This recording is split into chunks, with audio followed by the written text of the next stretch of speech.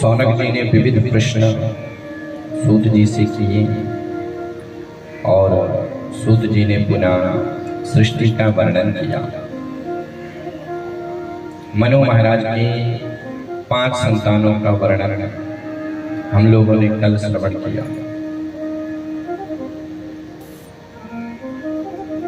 मनु जी की 3 कन्याएं और 2 पुत्र। इन्हीं कन्याओं से जो है सारे संसार का विस्तार होता है।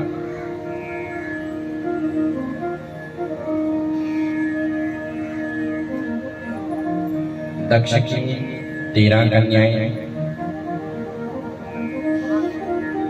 उन कन्याओं का वर्णन और मनु शत्रुपा के द्वारा संसार में सृष्टि का सृजन।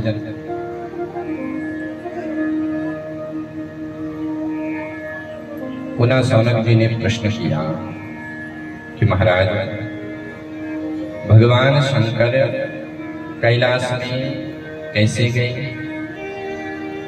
और कैसे उनकी मैत्री महात्मा कुबेर से हुई?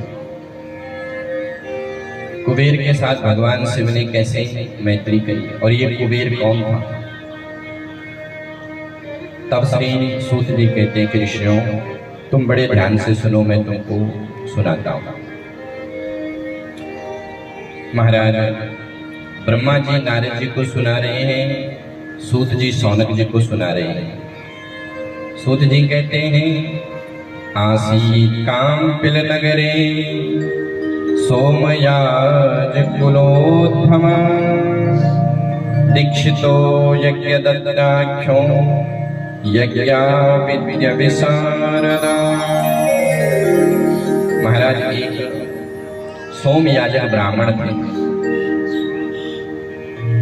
उनका नाम था यज्ञदत्त। सभी विद्याओं में वो बड़े ही निष्णात थे, सर्व वेद विशारदा, चारों वेदों में पारंगत थे। नित्य कर्म, संध्या कर्म, जो भी ब्राह्मणों का कर्म होता है उसमें वो बड़े ही दक्ष थे। और ज्ञान उनका इतना दिव्य था कि द्वितीया की वो भास्कर, दूसरे सूर्य के समान ज्ञान था। अग्निहोत्र कर्म, संध्या कर्म, वेद अध्ययन, शास्त्र अनुकूल आचरण, बड़े बड़े वे दिव्य आचरण थे। यज्ञदत्त का एक पुत्र था जिसका नाम गुणनिधि था। गुणनिधि यज्ञदत्त ब्राह्मण तो बड़ी ही धर्मात्मा, लेकिन पुत्र महादुष्ट निकला।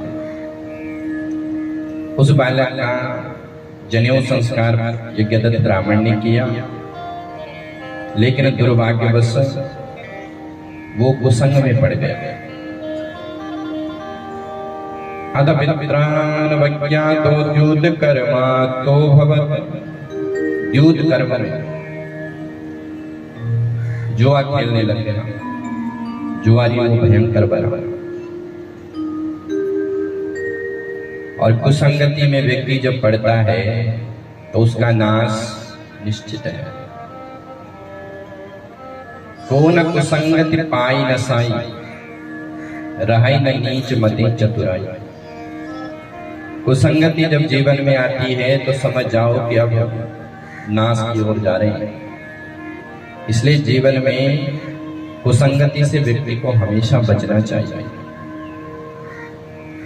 क्योंकि जीवन में दोष भी आते हैं तो संग से, और गुण भी आते हैं तो संग से। इसलिए संग व्यक्ति का अच्छा होना चाहिए। एक मिट्टी की रज होती है, वो जब हवा का संग करती है तो आकाश में उड़ती है। गगन चढ़े रज पवन प्रसंगा। और वही मिट्टी जब जल का संग करती है तो कीचड़ बन जाती है। तो हम लोग जब महापुरुषों का संग करते हैं तो हम भी ऊपर की तरफ उठते हैं। और अगर हम लंपट पुरुषों का संग करते हैं, मूर्खों का संग करते हैं, तो हम भी कीचड़ में मिल जाते हैं।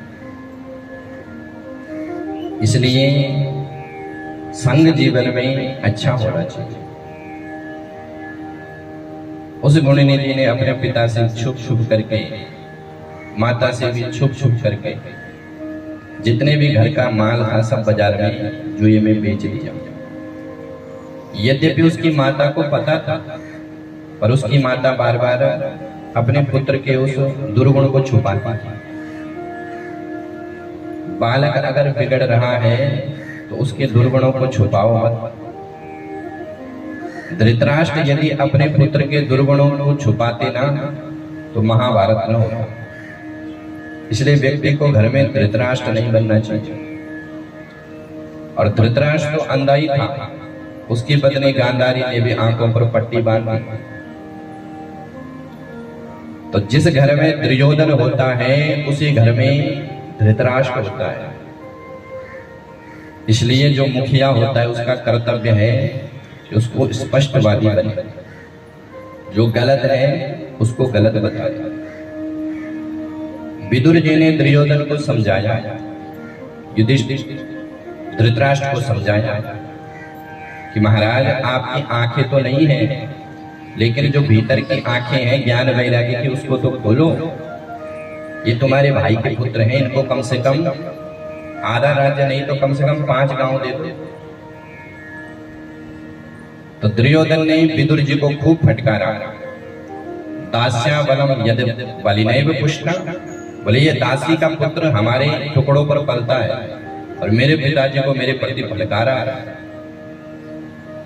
तो विदुर जी ने धृतराष्ट्र की ओर देखा कि इनकी क्या प्रतिक्रियाएं हैं, कुछ बोलते हैं, पर धृतराष्ट्र मौन। विदुर जी समझ गए कि ये तो बाहर से अंधे हैं, भीतर से भी अंधे हैं। तो भयंकर महाभारत हुआ। इसलिए जो घर का मुखिया है उसको जो है इस बात का ध्यान रखना चाहिए कि हमारे बच्चे कहाँ जा रहे हैं, किसके साथ बैठ रहे हैं, क्या कर रहे हैं। तो गुणनिधि महाराज हमेशा शास्त्रों की निंदा करता। निंदको वेद शास्त्राणां देव ब्रह्मांड निंदका, वो ब्राह्मणों की निंदा करता, वेद की निंदा करता और जुआ खेलने में रत हो गया। महाराज उसकी पत्नी बार बार उसको छुपाती थी। माँ का जो स्वरूप होता है वो कैसा होना चाहिए? माता पिता अपने बच्चों से प्रेम तो करें पर आसक्त न करें।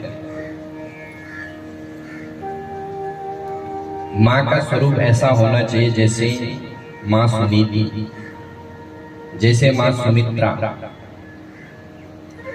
जो माता पिता अपने प्रेम के कारण अपने बच्चों को अशिक्षित रखते हैं, जो माता पिता अपने प्रेम के कारण अपने बच्चों की कमियों को छुपाते हैं, वो माता पिता अपने बच्चों के सबसे बड़े शत्रु हैं, मित्र नहीं है। माता शत्रु पिता वैरी येन बालो न पाठिता, हंस मध्ये सभा मध्ये हंस मध्ये बको यथा।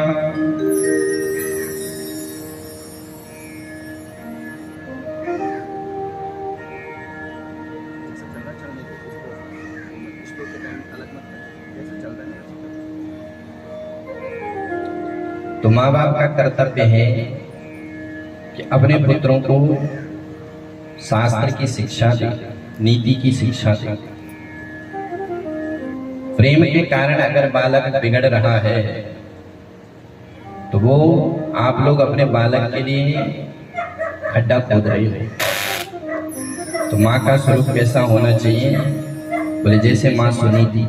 आपने कल श्रवण किया कि सुनीति माँ ने अपने पुत्र ध्रुव को सौतेली माँ सुरुचि के प्रति बिल्कुल भी भड़काया नहीं। क्योंकि वो जानती है कि बेटा अभी छोटा है, और आज अगर मैं इसके मन में द्वेष की भावना डालूंगा तो कल के दिन ये विरोध बन करके प्रकट होगा। तो माँ बाप को कैसा आचरण करना चाहिए? अपने पुत्रों को उनकी कमियों को उनके सामने प्रकट कर, और समय आए तो उनको डांटो।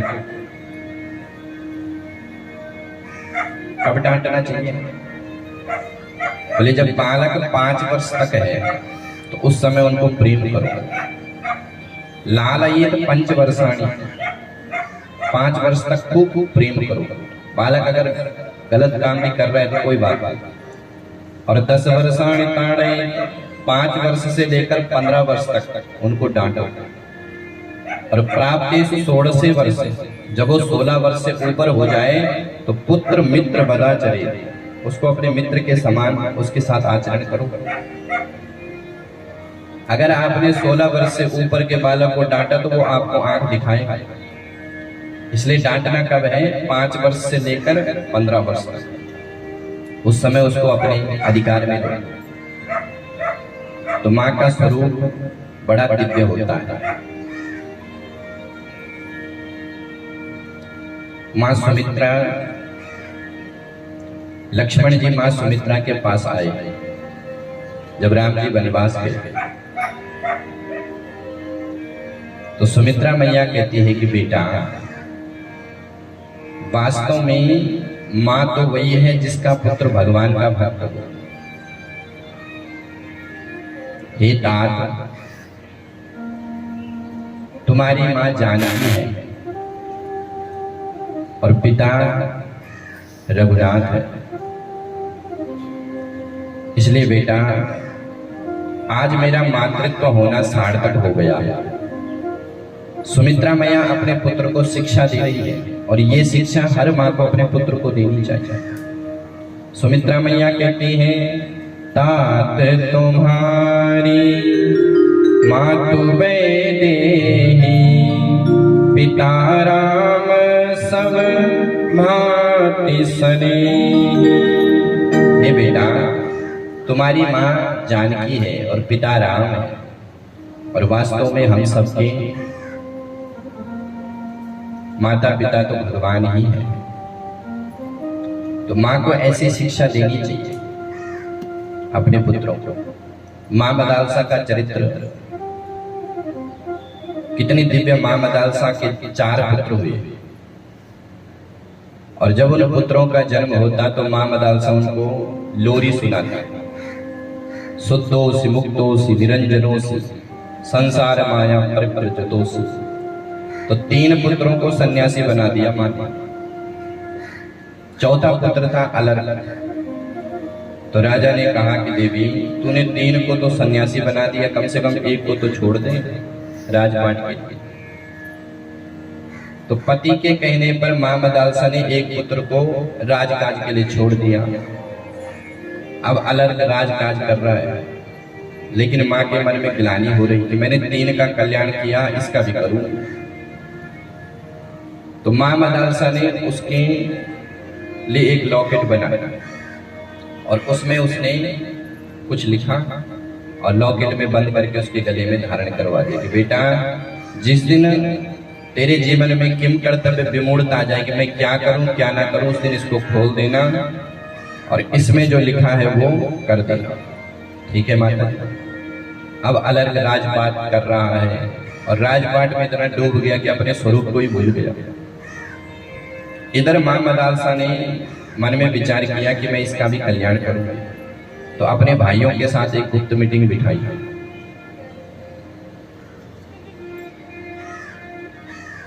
भाइयों से कहा कि तुम ऐसा करो कि मेरे पुत्र पर आक्रमण कर दो।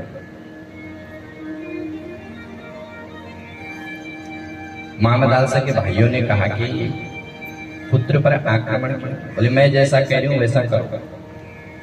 तो उन्होंने उस अलर्क पर आक्रमण किया। अलर्क का जितना भी राज्य था सब तहस नहस हो गया। अलर्क के मन में आया कि मैं क्या करूं, कहां जाऊं। तो माँ की बात याद आई। माँ ने कहा था कि जिस दिन तुझे समझ में ना आए कि क्या करें, उस दिन इस लॉकेट को खोल दे। तो उसने उस लॉकेट को खोला, उसमें यही लिखा था, शुद्धोसी मुक्तोसी निरंजनोसी संसार माया परिव्रजतोसी। बेटा तो शुद्ध है, मुक्त है, निरंजन है, इस संसार की आसक्ति में मत पड़। उसी समय अलर्क ने सब राजपाट छोड़ा और भगवान का भजन करने लग गया। तो वास्तव में माँ का स्वरूप यही है कि जो अपने पुत्र को ब्रह्म विद्या की शिक्षा दे।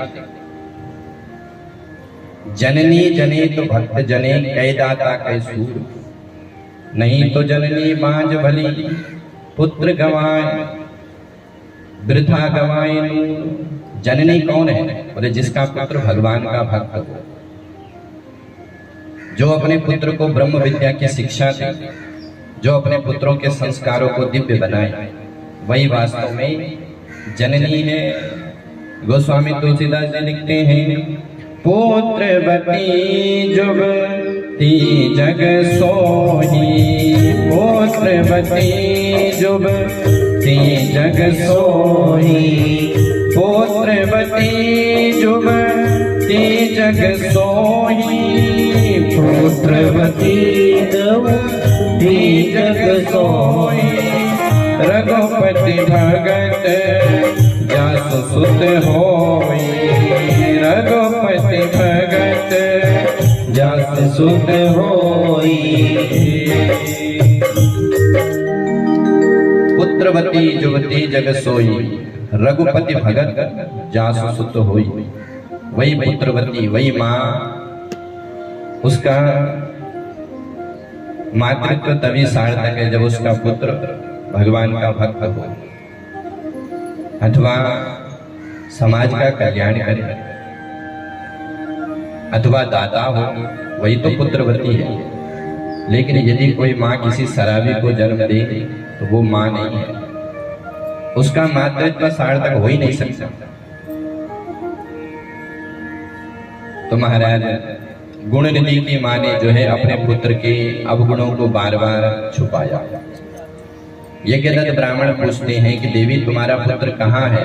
तो वो कहती महाराज अभी तो वो मंदिर में गया है, अभी तो वो सत्संग सुन रहा है। उसके अवगुणों को बार बार छुपाया। एक दिन क्या हुआ कि यज्ञदत्त ने किसी जुआरी के हाथ में एक स्वर्ण की अंगूठी देखी और उसने उस अंगूठी को पहचान लिया। बोले ये अंगूठी तो हमारी है। तो जुआरी कहता अरे वाह महाराज, ये अंगूठी आपकी नहीं है। यज्ञदत्त कहता अरे ये अंगूठी तो हमको कथा में मिली थी। वो जुआरी कहता है कि पंडित जी तुम्हारे पुत्र ने ये अंगूठी नहीं न जाने कितनी चीज हमको बेच दी है। जुए में वो हार गया, उसने साड़ी दिखाई, उसने बर्तन दिखाए। अब तो बेचारे यज्ञदत्त लज्जा के मारे मौन हो गए, सीधे घर गए। पत्नी से पूछा देवी तुम्हारा बेटा कहाँ है? बोले महाराज हमारा बेटा अभी सत्संग में गया हुआ है। बोले देवी झूठ बोलती हो? नहीं महाराज मैं झूठ क्यों बोलूं? बोले तू ये बता कि वो जो अंगूठी मुझे मिली थी वो कहाँ रखी है तूने? तो वो बार बार बहाना बनाए, महाराज अभी मैं भोजन बना रही हूँ, बाद में दिखाऊं। अब यज्ञदत्त को आ गया क्रोध। ब्राह्मण कहता है कि दुष्ट पत्नी तूने अपने आचरण से अपने बालक को जुआरी बना दिया है। आज तूने मुझे अपुत्र बना दिया है। अनपत्योसितेने हम दुष्टेना कुलदूषिणा उत्तिष्ठा नयं पातस्व तस्मै ददा तिलांजलिं। देवी माता का जो चरित्र होता है वही तो पुत्रों में दिखता है। मातुश्चरितम तनया,